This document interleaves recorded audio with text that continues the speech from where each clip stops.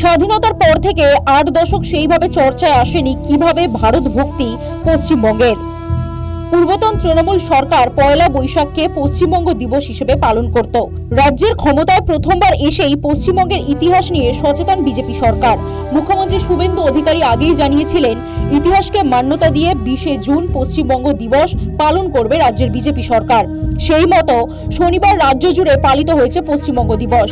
আর পশ্চিমবঙ্গ দিবসে রাজ্যে পা রেখে জনতাকে ইতিহাস মনে করিয়ে দিলেন প্রধানমন্ত্রী নরেন্দ্র মোদী।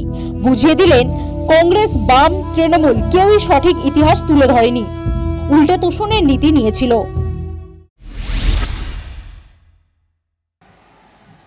नोआखली के दंगे कितने निर्दोष बंगाली मानुष,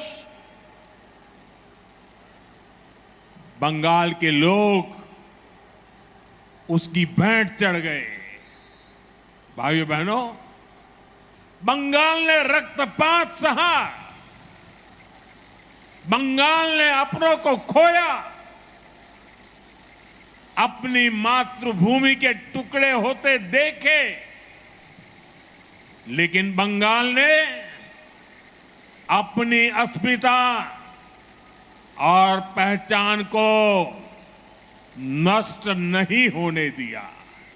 जब पूरे बंगाल को पाकिस्तान का हिस्सा बनाए जाने की कोशिशें हो रही थी, तो कांग्रेस उन षड्यंत्रकारियों के सामने घुटने टेके पड़ी थी। और यही वो समय था जब डॉक्टर श्यामा प्रसाद मुखर्जी ने उसके खिलाफ आवाज उठाई। अप्रैल 1947 में उन्होंने ऐतिहासिक रिजोल्यूशन पास कराया।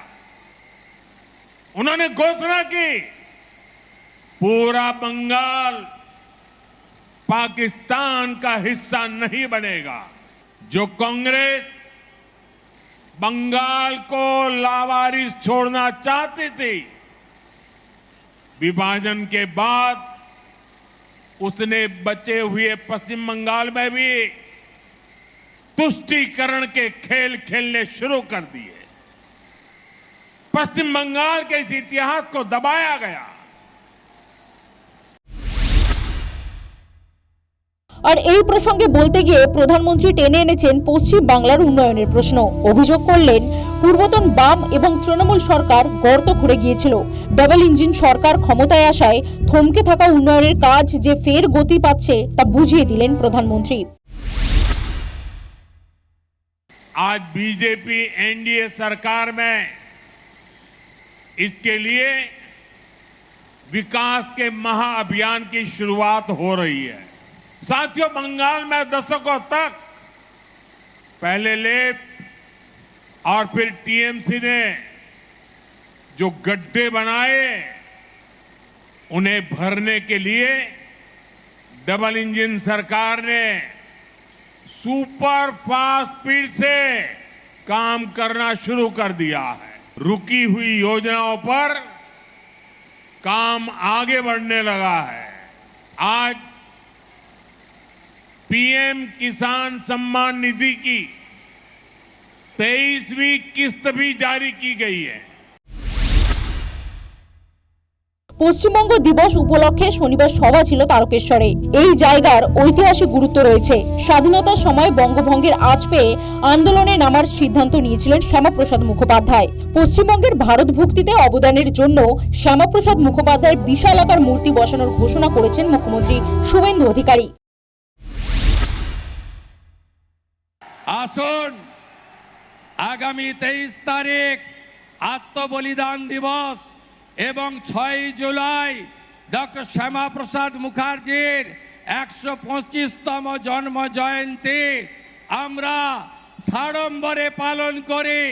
আপনাদের সরকার, রাষ্ট্রবাদী সরকার ঠিক করেছে শ্যামাপ্রসাদজির পৈতৃক ভিটা জিরাট আমরা সরকার ক্রয় করে স্মৃতিসৌধ বানাবো, লাইব্রেরি বানাবো, আর কলকাতাতে 125 ফুট উঁচু ডক্টর শ্যামাপ্রসাদ মুখার্জির দণ্ডায়মান মূর্তি স্থাপন করে ডক্টর শ্যামা প্রসাদ মুখার্জিকে অক্ষয় অমর করে রাখবে আপনাদের সরকার। রাজনৈতিক মহল মনে করছে শনিবারের কর্মসূচিতে ইতিহাসের মাধ্যমে পশ্চিমবঙ্গের মানুষকে বাঙালি অস্মিতা স্মরণ করিয়ে দিলেন প্রধানমন্ত্রী। অস্মিতাকে সঙ্গী করে বাংলার এগোনোর সময়ের অপেক্ষা বলেই মনে করছে ওয়াকিবহাল মহল। News time.